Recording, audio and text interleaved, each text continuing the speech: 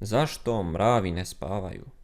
Mravi su jedne od najvrednijih životinja u prirodi, a jedna od njihovih najzanimljivijih osobina jeste to da skoro nikada ne spavaju kao mi. Iako mravi nemaju san kao ljudi, oni imaju kratke periode odmora koji traju samo nekoliko minuta, a ti trenuci su raspoređeni tokom cijelog dana i noći.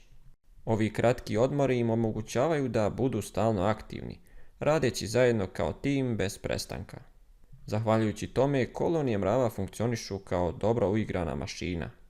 Neki naučnici vjeruju da mravi umjesto da spavaju dugo, pauziraju svoj mozak u kratkim intervalima, što im pomaže da ostanu stalno spremni za akciju.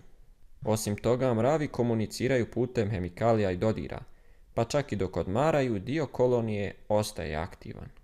Ovo im pomaže da brzo reaguju na opasnosti, pronalaze hranu i brinu o svojoj zajednici.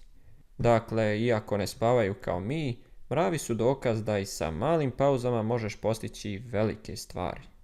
Njihova sposobnost da budu stalno budni i produktivni je inspiracija prirode za nas ljude.